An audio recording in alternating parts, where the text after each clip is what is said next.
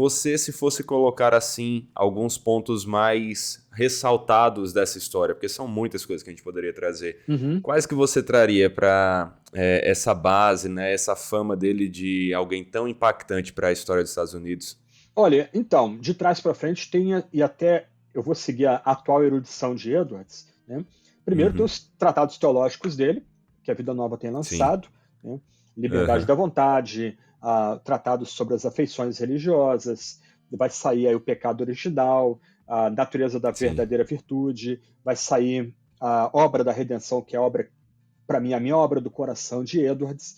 E aí, quando for Olha lançada, aí. nós vamos descobrir por quê, né? É uma nova teologia sistemática, como Edwards intentava. Ele morreu antes de concluí-la. Foi um pregador presbiteriano escocês que a concluiu e editou e concluiu para Aham. lançar, John Erskine, né? Sim. Ele era pastor da igreja de Greyfriars, em Edinburgh. Então, ele amava Edwards, trocou correspondência com Edwards. Então, a grande homenagem dele foi editar essa obra e publicá-la. E aí Vida Nova vai lançar a obra como editada pelo Erskine. Mas tem os Olha aí. tratados filosóficos dele, teológico-filosóficos, tem os tratados dele sobre espiritualidade e avivamento, que são imprescindíveis para nós hoje. Muito Sim. reformado e calvinista tem muita dificuldade com experiência, porque Uhum.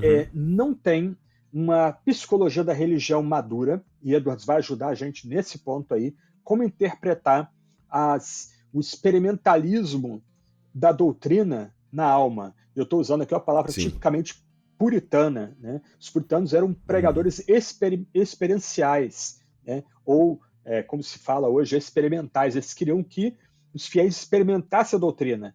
E tem reformado hoje que tem uma visão basicamente racionalista ou até cartesiana da Sim. vida. É só teologia, experiência não É. entra no enquadramento. Né?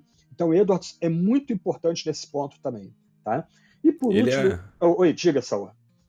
Não, então, o que é interessante dele nesse ponto é como ele mesclava esse conhecimento todo aí que você está falando, de uma obra profunda, bem desenvolvida, intelectual, com a sua espiritualidade, né? Que é o ponto que eu quero Exatamente, entrar, assim que você terminar aí de exatamente, destacar esse geral. exatamente. E aí tem um último ponto, que hoje é o trabalho dos eruditos, é Uhum. estudar os sermões de Jonathan Edwards. E até hoje, sermões estão sendo descobertos.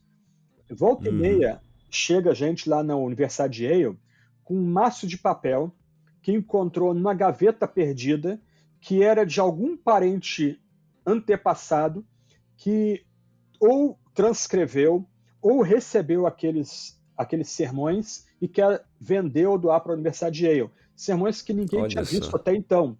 Então, vários desses sermões Aham. estão sendo relançados e hoje o revival no estudo de Edward Sauer é estudar Uhum. Edwards como pregador, sobretudo. Uhum. Porque grande parte do trabalho de Edwards foi como pregador, grande parte, né, do ministério dele foi um ministério de pregação, só a parte Sim. final que é dedicada a escritos teológicos filosóficos. Né? Então, Sim. hoje, Inclusive, talvez seja por causa do sermão, né, Pecadores na Mão de um Deus Irado, que ele talvez seja mais lembrado por muitas exatamente, mais pessoas, né? destacado. Boa percepção, Saor.